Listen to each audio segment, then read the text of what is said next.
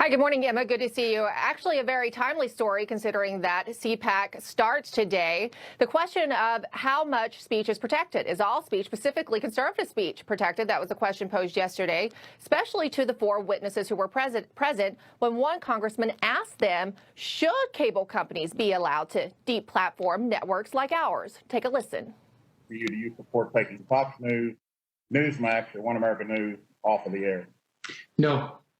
Not a single witness saying that any network should be deplatformed. And in fact, while the hearing was billed fanning the flames of disinformation and extremism, GOP Congressman Robert Latta suggested an alternate title. As the title of the hearing indicates, the majority's intent behind today's hearing is to fan the flames of silencing certain viewpoints in America. Do you think Republican members of Congress agree with all the content on media? No. Have we sent TV companies threatening letters to stop carrying certain channels? No. The committee's ranking member, Kathy Morris Rogers, comparing Democrat efforts to pressure cable companies to possibly deplatform Newsmax, Fox, and OAN to censorship tactics used by the Chinese Communist Party, and saying that now is the time more than ever to uphold the First Amendment. It's been fought for. It's been defended. It's foundational to our personal rights and liberties. So we should all be troubled by what appears to be an attack on the First Amendment. While none of the witnesses said networks should be deplatformed, some offered other suggestions of censorship. One witness, former CNN and Al Jazeera journalist Soledad O'Brien, called for accountability in network guest bookings. I believe what ends up happening by elevating disinformation, whether it's being challenged well, challenged not well, challenged not at all, you give a platform to something that is not true.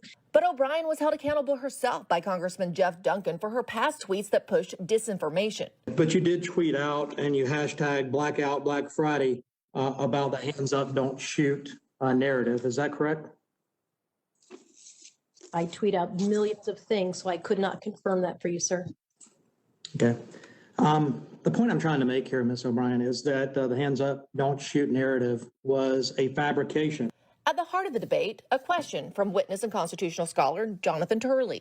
The question is, who will be the arbiter of truth in any public or private regime of speech regulation? And while co-author of the letter to cable companies, Jeremy McNerney, sounded non-discriminatory in his opening statements, we should all be concerned about any source that helps spread disinformation, conspiracy theory, and lies. only perceived conservative-leaning entities were targeted by Democrats on the committee, as noted by GOP members. Ali Velshi said, talking about the protest last summer, talked about a peaceful protest in front of a burning building. CNN's Chris Cuomo said on June 2nd, please show me where it says protesters are supposed to be polite and peaceful. If I didn't know better, I would think that Fox News or Newsmax issued a direct rallying call to storm the Capitol on January 6th. But all of us know nothing even close to that happened. In fact, all of the intelligence suggests that any planning for the riots occurred predominantly on social media, including on Facebook. But according to Turley, it comes down to protecting all speech. Free speech has a cost. I mean, free speech has a cost because many of us in the free speech community end up defending people who we despise, grotesque people who say awful things, but we have to protect their ability to speak.